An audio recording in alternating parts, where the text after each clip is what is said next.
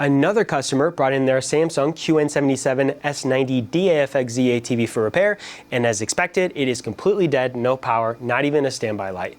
This is a very common power supply failure, which I'm going to show you how to diagnose and fix. For those of you who don't know me, I'm Nick. I started Nick's TV Repair over a decade ago, and since then have fixed over 1,000 Samsung TVs. My first step is to do a continuity check on the main fuse, and if I have continuity, I will get a beep. So let's check the fuse here. And we get no beep. For comparison, let's go ahead and check the fuse over here. And we do get a beep. So this is a good fuse with continuity. This is a bad fuse with no continuity. So this confirms we do have a fault on the primary circuit here. So let's remove the power supply and bring it to our workbench. Since these boards are failing so quickly, all of our repairs include upgraded components.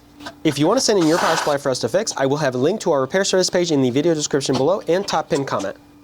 So far we know that the fuse is blown, and we also know that the fuse usually will blow because of shorted transistors. So let's start by checking our transistors. Still in continuity mode, I'm going to put one of my multimeter leads on the center pin of the transistor and the other on the outer. No beep. Oh, and we get a beep. That indicates that we have a short. Let's check this one. No beep. And no beep. Now most commonly this transistor is the one that fails, so let's start by removing it and we'll recheck it out of circuit. I will tell you how to find higher quality parts so that if you are someone trying to fix any power supply board with defective transistors, you know what to consider when looking for higher quality replacements. There are a few things to consider. First and foremost, we need to make sure it's the same type of transistor. This one, for example, is an N-channel MOSFET. This is information you'll need to get from the datasheet. Other information I consider in addition to making sure I'm using an N-channel MOSFET would be a higher drain to source voltage, making sure I have a higher drain current, higher single pulsed avalanche energy and avalanche currents. We want lower RDS and faster switching speeds for turn on and off delay, rise and fall time. The faster the better. Lastly, for this one, I'm also taking into consideration the drain to source diode recovery time, and also faster is better here. So we're going to start by adding some solder.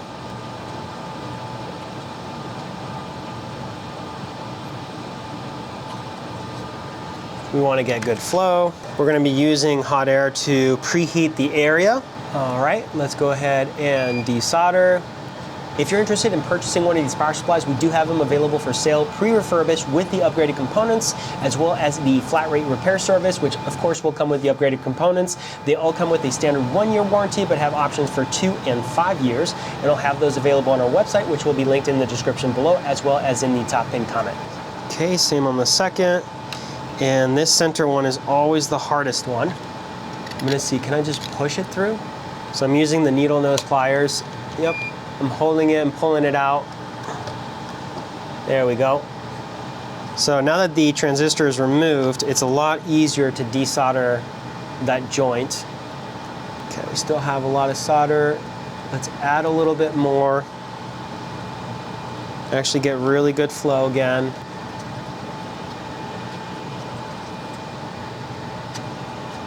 There we go. All right, so we're back in continuity mode. And when we did our checks with the transistor in circuit, we had shorts on one side, not the other, and we get no more beeps on either side. So let's check the transistor now that it's out of circuit.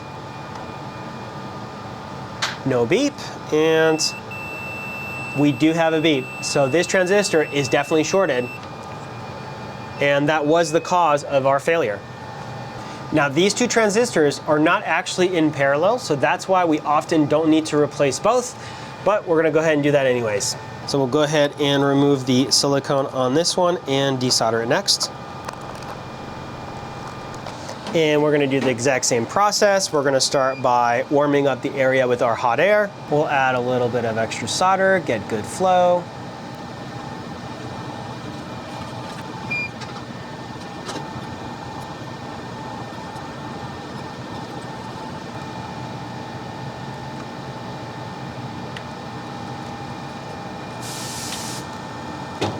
And same technique.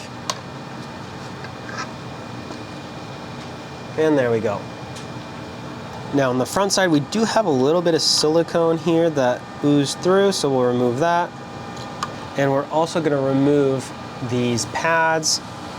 These are thermal pads that prevent electrical connectivity to the heatsink, but do have thermal conductivity. And we're going to replace them with our own. So we're using isopropyl alcohol and these cotton swabs. Just want to clean up the area.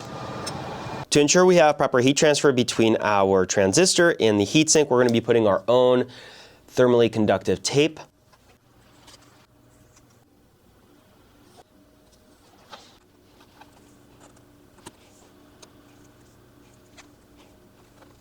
Cut out a hole for the screw. And as you can tell, the center leg is a little more forward than the rest, so we'll go ahead and make that match on our replacement transistor.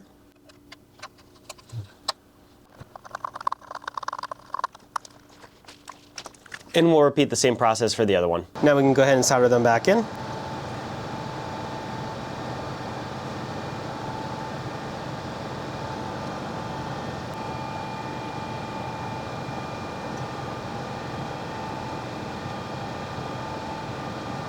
And we'll cut off the excess. We'll give the area a little cleanup.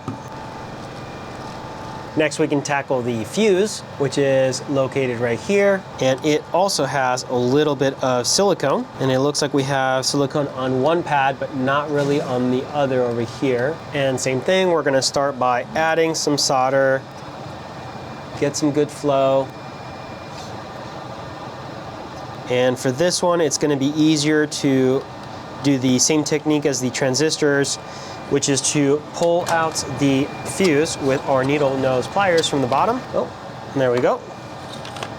Let's go ahead and desolder. And same process. Okay, this side seems to be a little bit more troublesome. There we go. And we'll use our replacement here, which is of course a 12 amp 250 volt replacement, and this is a ceramic slow blow fuse.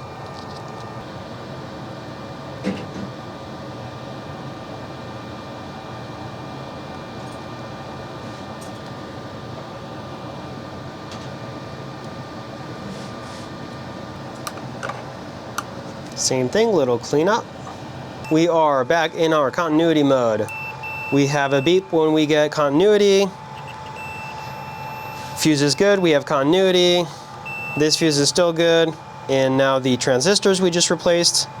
No beep, no beep, no beep, and no beep. So that does confirm we no longer have shorts on our transistor, and our replacement fuse is of course good. All right, I've reinstalled the power supply back into the TV. Let's power it on. And it looks like everything's working. If you found the video helpful or useful, leave us a like, subscribe for more content, and thank you for watching.